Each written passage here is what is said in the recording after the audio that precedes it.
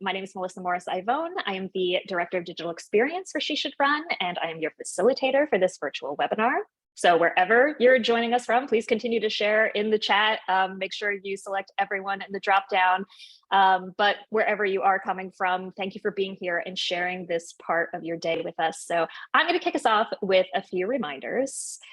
First, please note that the session is being recorded. We also have closed captioning available, so you can click the CC box at the bottom of your screen. And I also want to thank our ASL interpreter today for joining us. We also encourage everyone to participate in the conversation throughout the webinar by using the chat box. So again, make sure the dropdown says everyone, and feel free to comment on anything we're discussing, share your own thoughts. We love it when people get chatty. Additionally, if you have questions for myself or other speakers, please use the Q&A box at the bottom of your screen. We will try to get to as many as we can, time permitting. And then lastly, when we get close to the end of the webinar, I'm going to gently nudge you to complete a very, very short evaluation. It is incredibly helpful to know what you think about these events. And we use the feedback as we craft our future offerings. So if you can spare 2 minutes, it would be greatly appreciated. So some of you may be joining us for the second, third, or 10th time. And if that is you, thank you so much for your continued support. For some of you, it may be your very first interaction with She Should Run. So I'm just gonna go ahead and share a little bit about us. She Should Run is a national nonpartisan nonprofit dedicated to building a future of gender equality in elected office. As the only lead finders for the field of women's representation, we have a very bold but highly necessary goal to inspire 250,000 women to take their first steps toward public leadership by 2030. Our programs mobilize women from all walks of life to awaken to the power of their leadership potential. Does that give anyone else chills? Love that. So before we get into the dirty details of social media, I want to give a huge shout out to our sponsor, She Geeks Out. The idea for this webinar was actually brought to us by Rachel Murray, who is She Geeks Out co-CEO and co-founder. So I want to bring her on here to share her personal story and tell you in her own words why this topic is so important to her. So Rachel, why don't you come on here?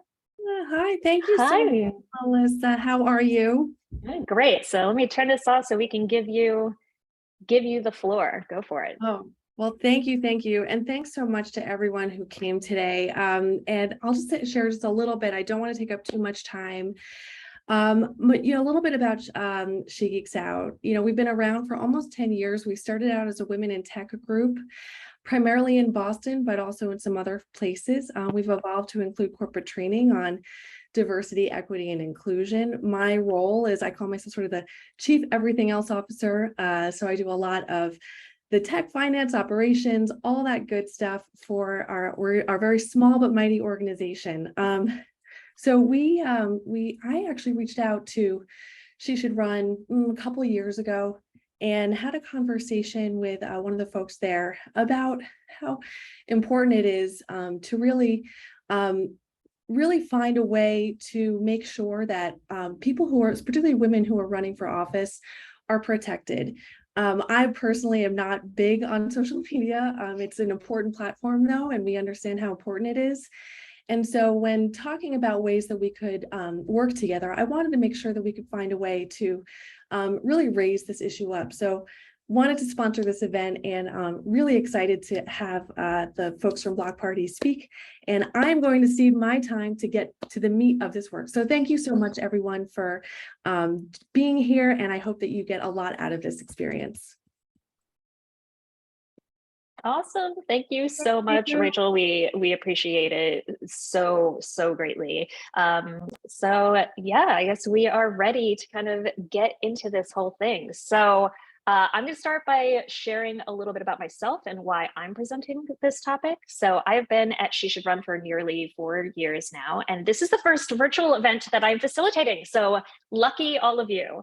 And why did my team ask me to speak on this topic? Well, it's because I am a geek. I am a nerd. I am social media obsessed. I am an early tech adopter.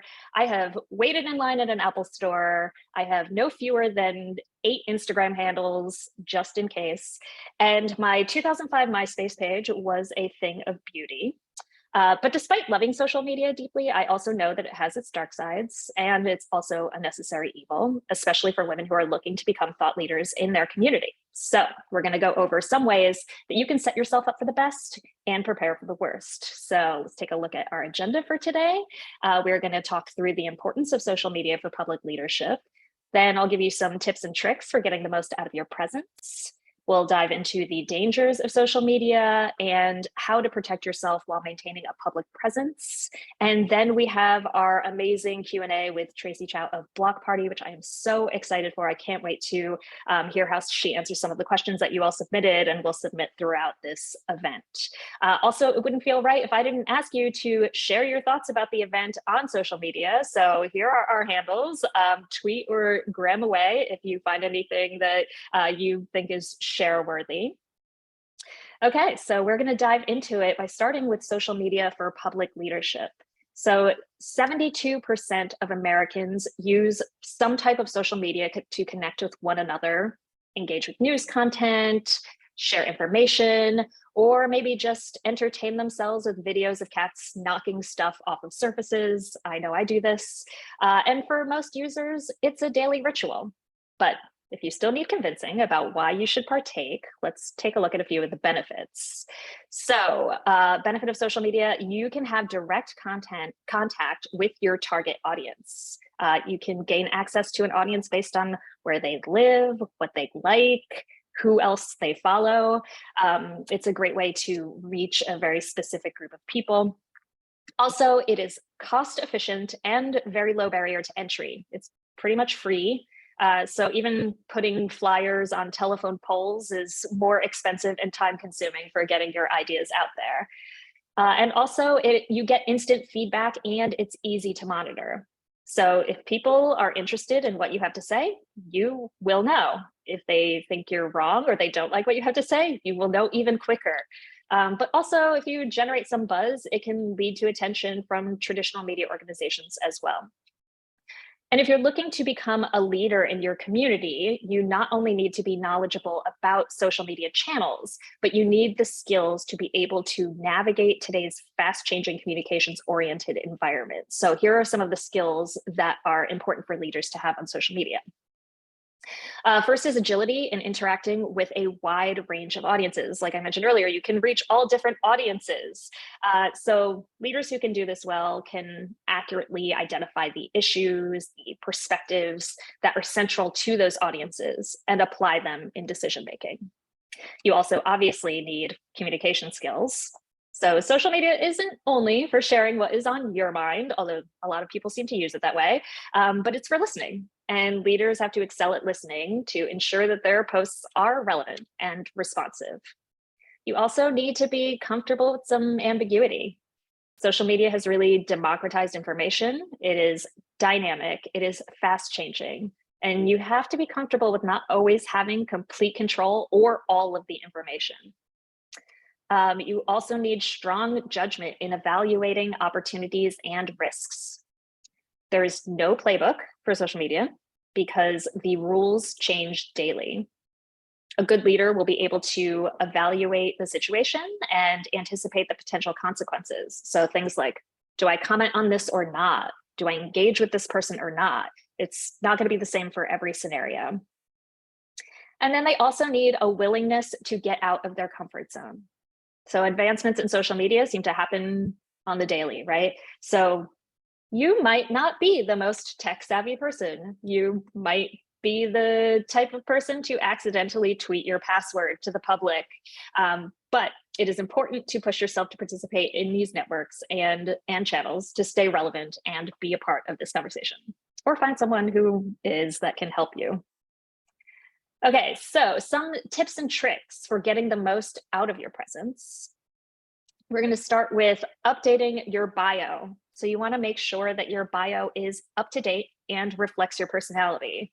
Is your photo recent? This is what people are going to see front and center. So you want to make sure that it reflects who you are as a person and the things that are important to you. You also, very important, want to fact check yourself before you wreck yourself. So like I mentioned earlier, information moves so fast. If you aren't sure that what you're sharing is accurate or 100% true, definitely reconsider. Getting caught spreading misinformation is not a great look. Actually, a study found that news stories with disinformation are 70% more likely to be shared on social media than stories that are accurate, which is terrifying. So make sure what you're sharing, what you're resharing is definitely true and accurate. Next, you want to be experimental. So you don't have to try every platform out there or every new thing that comes out, but who knows, maybe your town has a super active presence on TikTok. Also know that different types of content perform better on different platforms. So you want to be able to play around and see what works best for you. You're never going to stumble upon the holy grail of content that all audiences are going to love. Some people prefer video, some prefer short text, some just want a meme that sums up the entire meaning of life. So you want to make sure that you are able to kind of experiment with all of those things and see what works best for you. Then you want to show off your authentic you. So for example, live video is a great way to do that. It encourages both meaningful and personable conversations, and it gives your community a view at that authentic you. I know that all of these platforms have like a million filters and ways to enhance reality, but if you show off the real you, it's going to make it easier for folks to connect with you. Someone had submitted a question when they registered about engaging men when you're a woman in leadership, like how do you create content that engages men as well? It's you're never going to be able to reach like everyone, right? But if you're true to yourself, all people will see that and it won't look like you're trying too hard. So going back to the experimentation, you want to see what's resonating with different people. You also want to ask and answer questions. So this is a great way to boost engagement because it encourages a little back and forth. Platforms like Twitter and Instagram stories, they even have features that are already built in for polling your audience. So that's great for doing a little market research on what your community is looking for and seeing what people might be interested in next.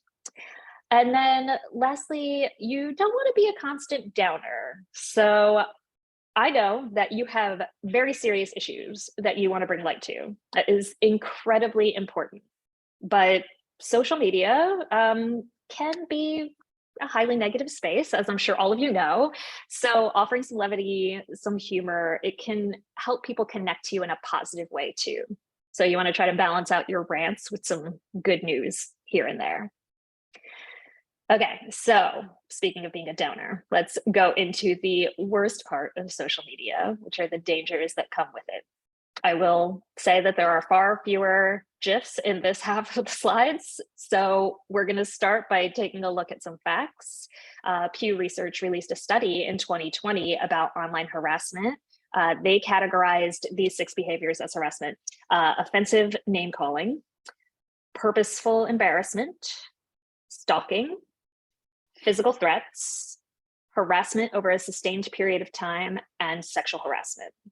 So based on their study, this is what they saw. 41% of Americans have personally experienced some form of online harassment. And that number jumps up to 64% for people under the age of 30, and also 68% for those in the LGBTQ plus community. 33% of women under 35 say that they have been sexually harassed online. 50% of those who experienced harassment say that it was because of their political views. And 47% of women say that they think they have encountered harassment online because of their gender.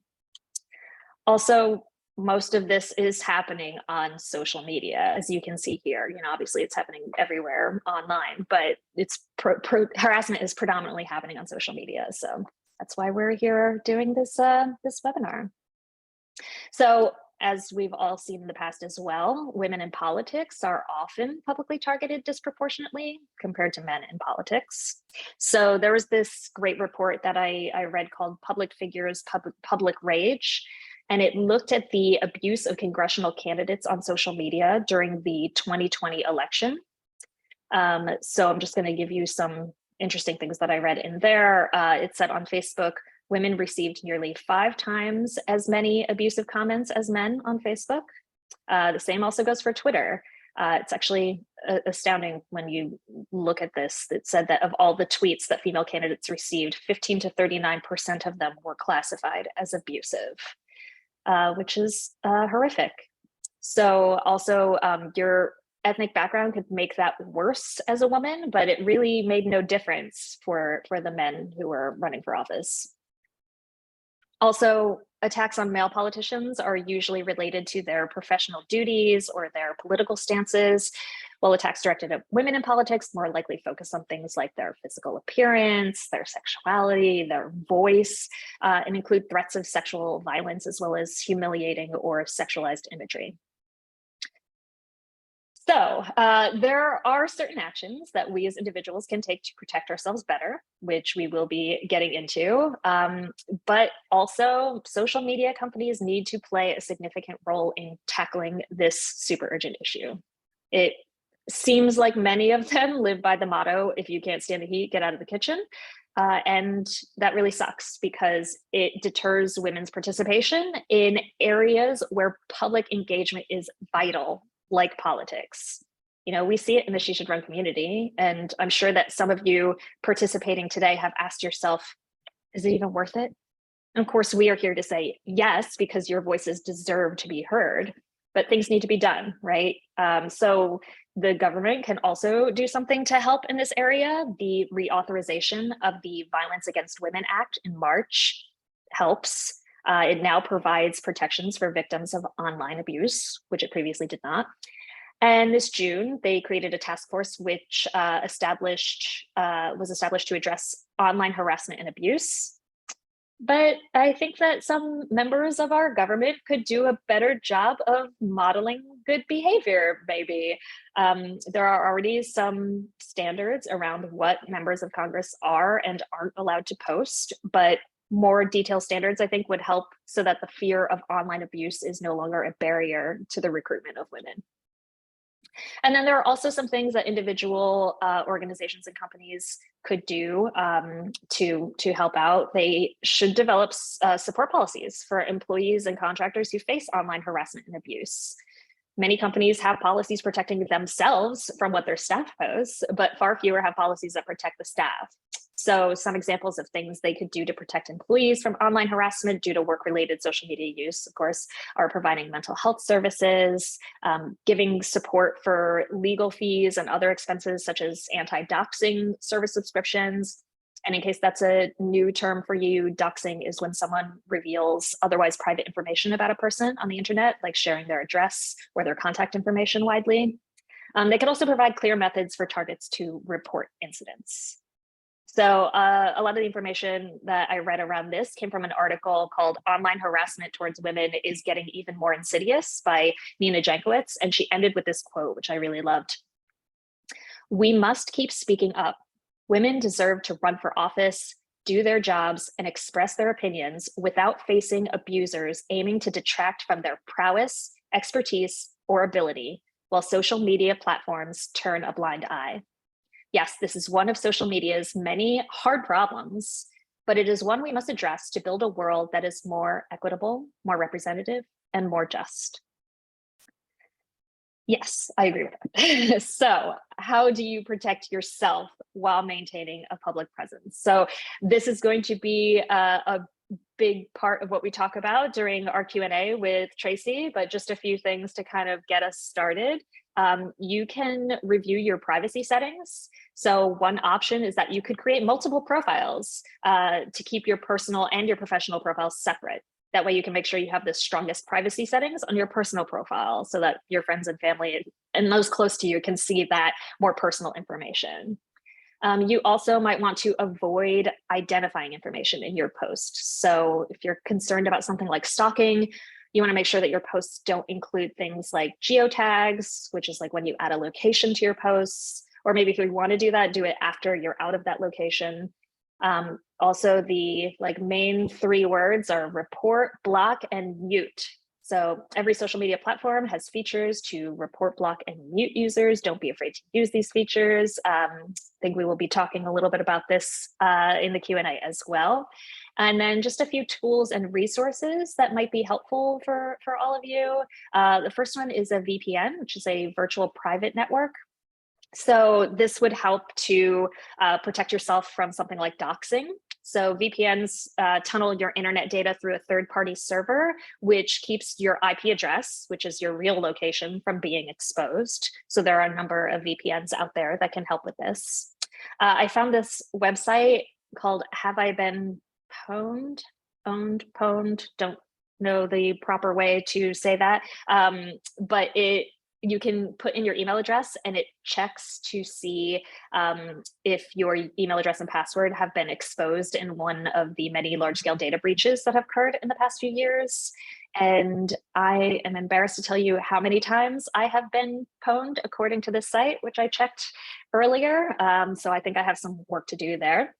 Also, there's this great website, onlinesos.org. They are a nonprofit organization connecting people with information and tools to take action in the face of online harassment. There are a ton of resources and links available on that website, so that's a great one to check out. Delete Me is a subscription service that will remove your personal information that's being sold online. So in addition to actually being helpful with things like search engine optimization, it's just great to be able to remove that so people aren't looking up and getting, you know, how like those like white pages things come up and say, you know, this was their last email address. That kind of takes you out of that. And of course, you know, we have to give the huge shout out to Block Party. So Tracy's going to be joining us in a minute to provide her insight and expertise. She founded Block Party, which is a suite of powerful anti-harassment tools that will help protect you from those nasty trolls that we are all super concerned about. Also, this is amazing. Block Party developed this awesome cheat sheet with plenty of tips for staying safe on social media. So we're going to share this cheat sheet in the chat. We'll also send it out in the follow-up email that we have. But it's super helpful, lots of great tips on there. So with that, we are going to bring Tracy on for our Q&A. Hi, Tracy. Let me stop sharing Hello. here. Thank you so much for being here with us. So, you know, as I mentioned earlier, Tracy Chow is the founder and CEO of Block Party. She took what was a horrible experience with online abuse and turned it into a mission to help protect others from similar experiences. So thank you again so much for joining us today. I would love it if you would tell us a little bit about yourself, about Block Party, and the passion that you have for the work that you do. Sure. Thanks so much for having me. A bit about my background. I'm a software engineer by training, worked at a few of the platform companies, Google, Facebook, Pinterest, Quora. A little anecdote I like to share is that when I started my first full-time job as an engineer at Quora, my first project was building the block button, because even though the platform at that time only had a few thousand users, I was already getting harassed and I wanted to be able to make the harassment stop. I realized later, if I hadn't been at the company so early and had that experience, there's no way that the platform would have prioritized building in those kinds of safeguards. And one of the things I realized was, more broadly, the lack of diversity and representation in tech is a huge problem. That means we're missing important perspectives in the products we're building, the services we're providing. And I became an accidental activist of sorts around diversity, equity, and inclusion in the tech industry, trying to raise the profile of the issue, getting more people to understand why it's important. One of the motivating examples I would sometimes use was how a lot of platforms, such as Twitter, being built in the early days largely by white male teams, didn't properly consider the dangers of abuse and harassment, and therefore didn't build in protections against it. And it comes full circle in that in doing this diversity and inclusion work, as my profile grew on Twitter, I also came to receive a lot of this abuse and harassment. So everything from the low grade sexism and trolling by people saying you're stupid, you're ugly, to much more sustained targeted harassment and stalking. All of this now comes together in Block Party, and that I get to use my engineering and product experience, having worked at platform companies, and the more unfortunate personal experience of having dealt with harassment, try to build some solutions for it. I'm very passionate about this work because I think it's so important for everyone to be able to participate in society, a large part of which now is very much online and digital. And unfortunately, it is often the marginalized people that have the most barriers to participation. For example, as we were discussing earlier, abuse is disproportionately targeted at women and minorities, women of color. The people who are most at risk of being harassed off platforms are also the ones that we most need to hear from. So the goal of Block Party is building out this suite of solutions for online safety, making the impact of online abuse a lot less, giving people back the ability to participate online, get back that headspace, so you can engage meaningfully and still reap all the benefits of social media without all the negative stuff. So yeah, that is kind of how I came to be working on Block Party, and now very excited to go into the Q&A. Yeah, awesome. Thank you so much for sharing. I feel like I could have used Block Party in like the early 2000s and before Twitter even existed.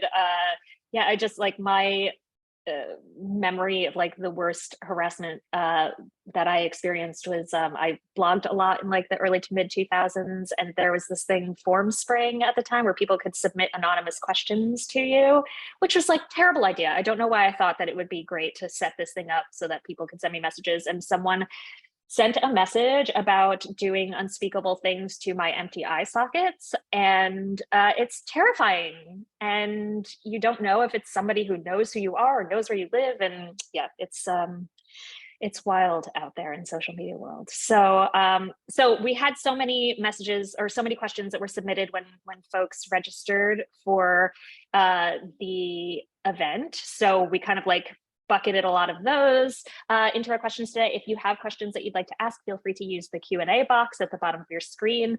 But I would love to jump in with kind of like how you almost prepare, like what do you do before you even start building your social media presence? So what are there things that you can do in advance to help stay safe before you start building your presence?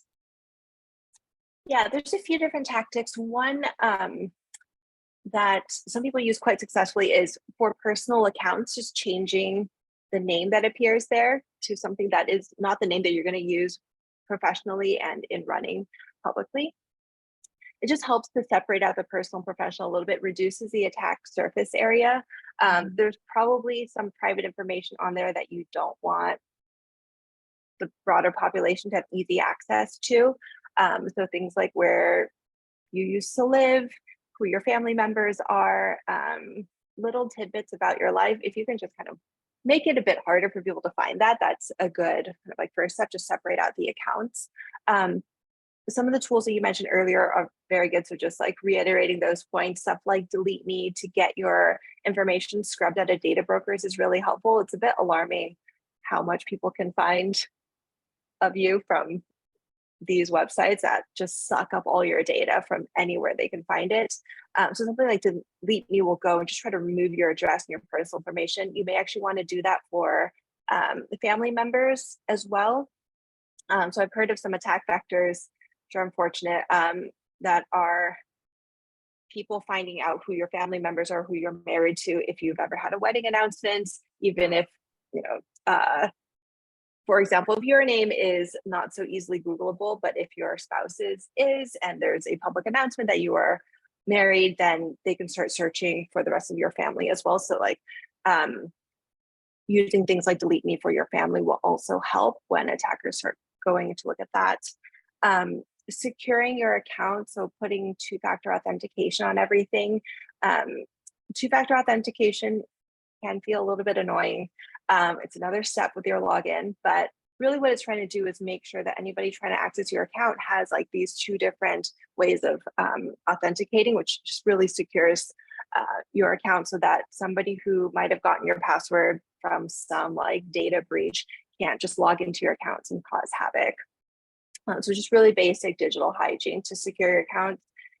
This is the sort of thing that doesn't feel that bad until you get pwned, and then trying to recover is very, very annoying. So if somebody takes over one of your primary accounts, it's just a big headache, especially if they take over your email and they get access to all your other accounts. Like, just avoid that headache and secure things in advance. I think those are the first few things I would do, like at the sort of baseline. Yeah. Yeah. When I checked the Pwned website earlier, it was like, you really need to use 1Password. Like, I do use 1Password. So it's pretty bad. I have some work to do, I think.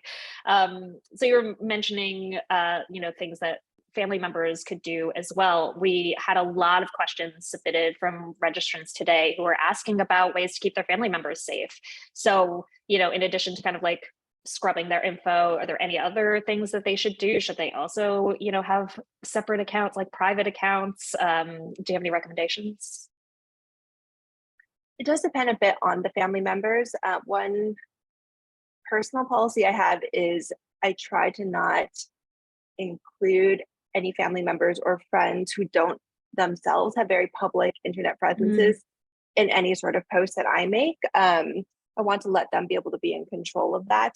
If they are people who also have accounts and have like done, at this platform building, or they want to be more public, that's fine then to include them. But for other folks, try to not share them in posts, try to not have them publicly linked to you, because they may not have all those precautions set up. Some of the precautions that they can take are similar to the ones that you could take yourself. So getting two-factor authentication on all accounts, applying delete me to scrub addresses. I have heard of the horror cases of, not even necessarily around like politicians getting this, but like a friend who had a 2-letter Instagram handle that hackers were trying to get, then started reaching out to all of his family members, like his wife's family, started harassing them by sending pizza to their address, which they could find through these data brokers. So trying to make that information less visible, sort of the family ties, as well as like their address information.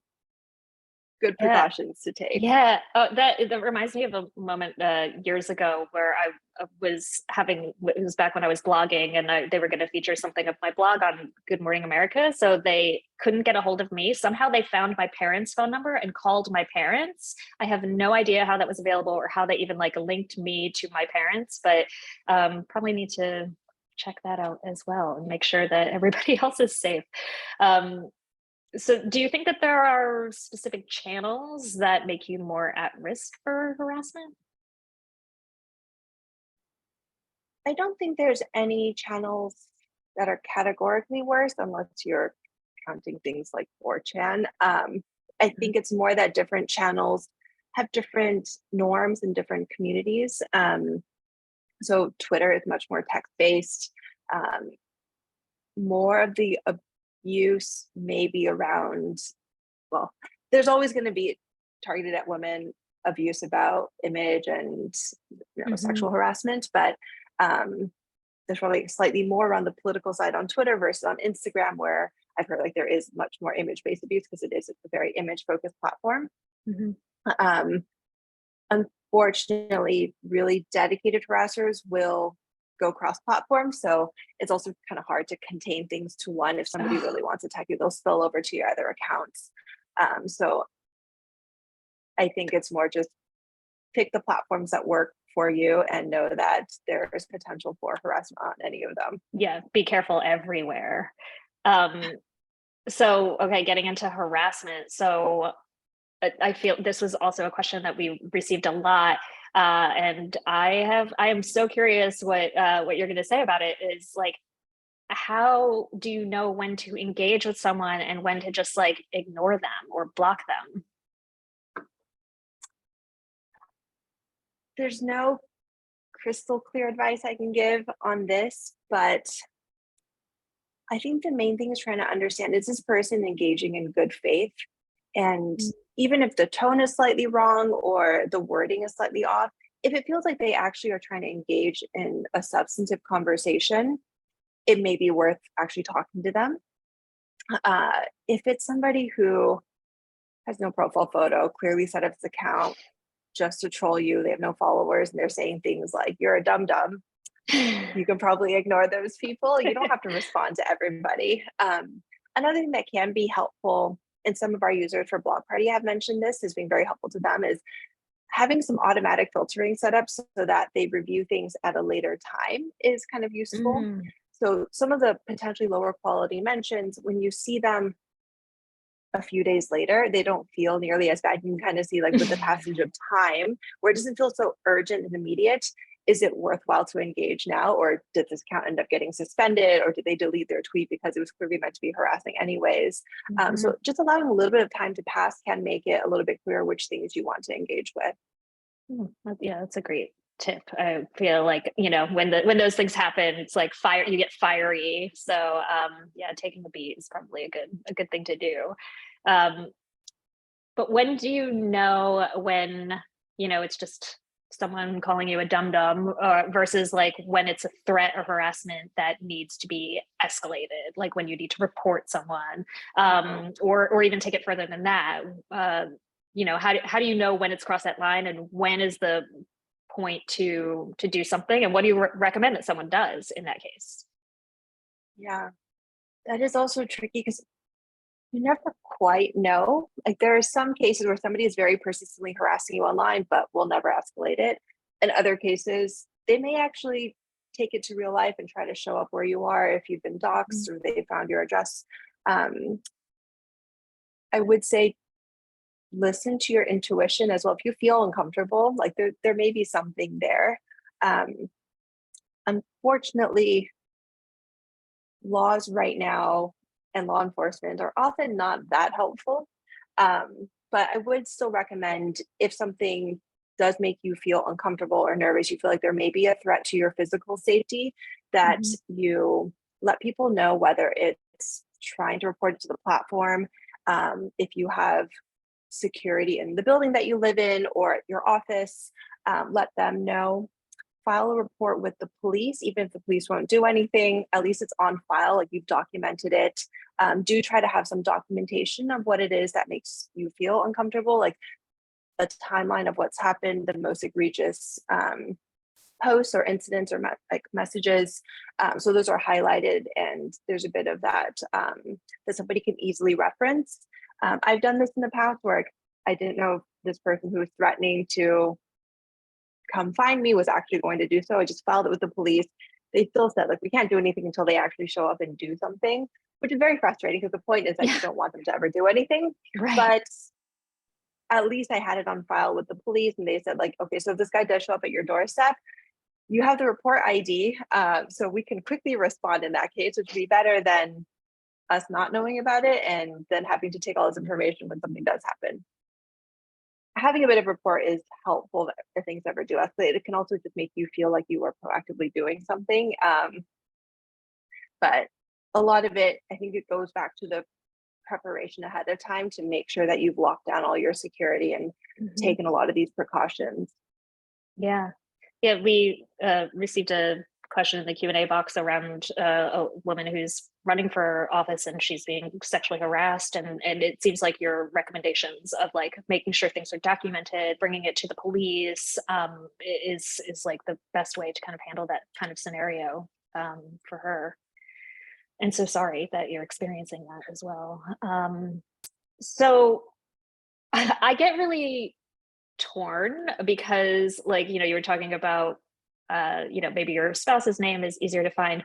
Like, my maiden name, it was very common, and my husband had a more, a rarer name. So I use that for like search engine optimization reasons. Like, I'm like, okay, I want to be found for, especially if you're going to be in the public space, like you want people to be able to find you, and sometimes you want to be your true authentic self. And that is like sharing a lot about you.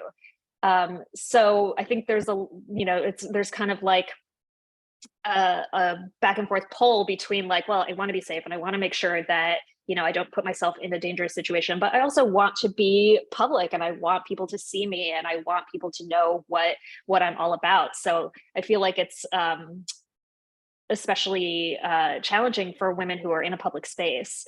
So I'm curious about things like, you can mass block people that you disagree with, right? Could that be seen as detrimental because you're sort of like curating your own bubble of people with similar beliefs? Like if somebody has different political beliefs than you and you're just like blocking all of them, isn't there, couldn't that be seen as like a negative thing to do, even if they are maybe not the friendliest social followers that you have? Yeah, so to that idea of mass blocking, a couple of responses. One is for people that are a bit more contentious, you may want to mute instead of block, where blocking can feel like more of an escalation. They can still tweet at you if you've muted them. You don't have to engage with their content. You don't have to look at it. And that may be a bit safer, especially if you're in the public eye, to not give people reason to critique you for having blocked some opinions. But I think the other is maybe a misconception that mass blocking would be applied just for people who have a different belief than you do. More often, I think the blocking that is useful is clearing out all the abuse and the really crappy stuff. And it actually creates more space for engagement on substantive topics with people who may have genuine questions or policy disagreements or like something that they really want to discuss with you. If you're trying to wade through a bunch of just really low grade insults, it's hard to find the reasonable discussion and discourse. If you can get rid of all that really crappy stuff, then we can have real interesting conversations, particularly like in the political realm. Like you want to be able to discuss why your platform policy is in such a way, defend your position and argue like why it's good. If people have questions, your constituents have questions for you, you want to be able to engage on those. Being able to filter all the crappy stuff gives you the space to do that. So what happens, like it's kind of easy to be like, okay, I'll mute this troll and block that troll and they only have 30 followers and that's fine. What happens if you receive abuse or kind of negative comments and things from someone who has a massive following? Are there different things that you should do? Should you be afraid that like blocking or muting looks like shutting them down and then their like followers will be coming for you? Any thoughts around something like that? Yeah, something that ends up being that high profile, you probably want to have a more considered strategy around. So don't apply the same advice in every scenario. One possibility is muting, which is not visible to other people. So like one thing that is nice about muting is that it doesn't escalate things.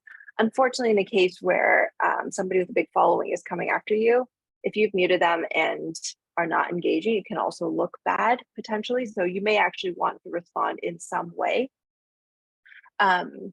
Depending on whether they are engaging in good faith, you may want to actually respond to them. If they're not, there's different ways of dealing with it.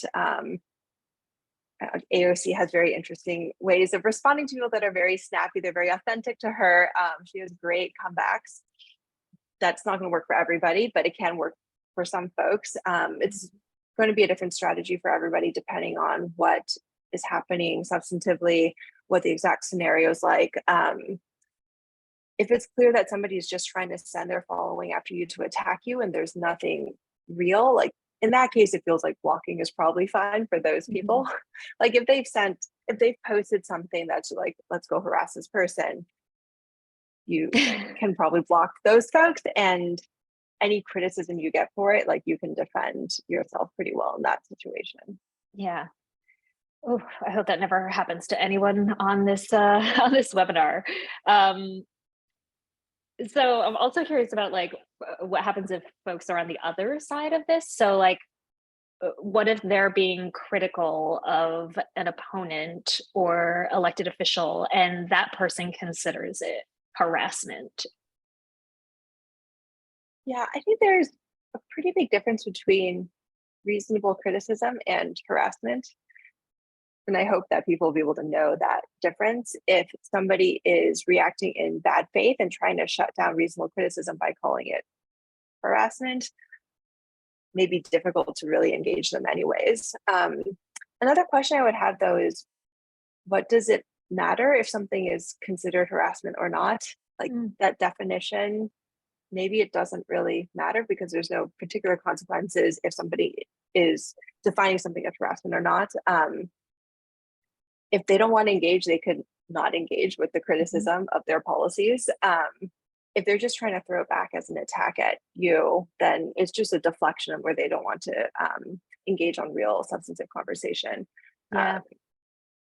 Is there anything that, could they report you and get you, banned, or I guess how's the review process for these social media platforms to kind of go through and that is decide? a really interesting, that's super interesting question. And the platforms generally will not be completely transparent around how all the systems operate because they will be abused and weaponized.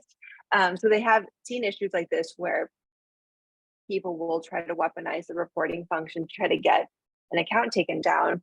And the platforms are trying to build in safeguards against this. They're not going to be perfect. And so may have seen posts on Twitter where people were complaining that their accounts got deactivated because somebody tried to, falsely report them. And some of those mistakes do happen. I'm not going to defend the platforms for making these mistakes, but they are trying to not have that happen. It's a very big, messy system on all of these platforms. And it is frustrating if your account gets deactivated for an inappropriate reason. The not great answer that I can give right now is like how to respond to that is like, sometimes if you can get connections into those companies, they'll respond more quickly. If you get some attention for yourself on social, have other people raise the issue. Sometimes using that channel, even though it's very unsatisfying, can be helpful to get things reactivated. But I think being visible, vocal about this stuff does put some more pressure on the platforms to do better with these systems.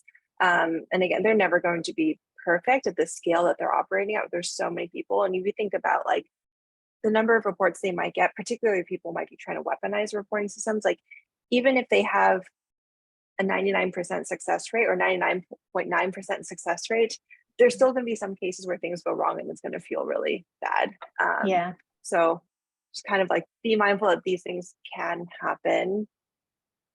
People are trying to make it better. Yeah. Do you see the social media platforms like making good strides in this area? I do see people genuinely trying at these companies.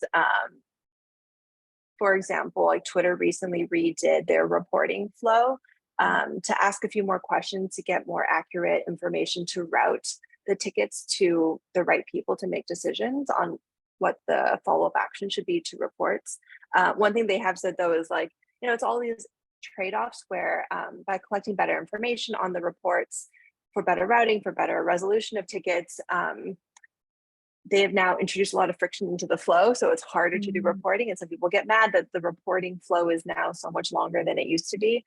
So it's a set of trade-offs that the platforms are also trying to make at consumer web scale. And at that scale, there's going to be different edge cases or just different scenarios that aren't considered or aren't perfectly handled by what is built in the software. But I do think the platforms, at least people within the platforms, are genuinely trying. Sometimes the structural incentives of these companies are not such that it's going to prioritize some of these trust and safety solutions.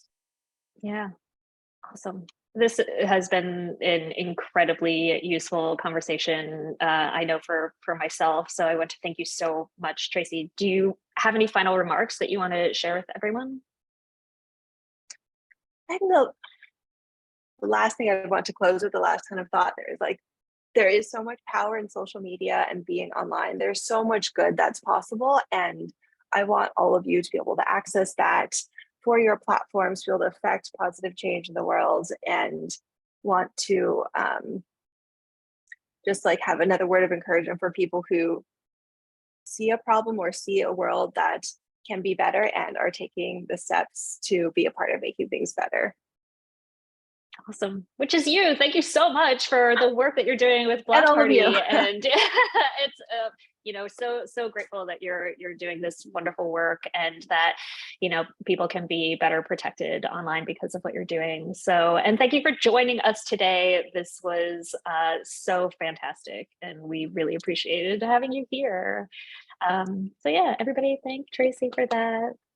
Cool. Thanks so much. So great. So I just have a few things that I'm gonna close out with. So again, thank you to Rachel and She Geeks Out, as well as Tracy and Block Party, for working with us today to bring you this event.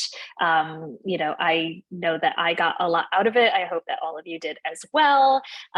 Just a few things to take us home. So like I said at the beginning of the webinar, this is my gentle nudge for all of you to take our very short survey about today's event. I hope that you'll take the time to do that. We will also email it out to all of you. Check the chat for the link. I also invite all of you to continue the conversation in the She Should Run community. We have a ton of other resources there for women who are taking their first steps towards public leadership. We have guides and downloads. We have webinars on demand. Definitely check it out. And then I do have one last thing. So, did you all know that monthly gifts allow organizations like ours to plan more effectively?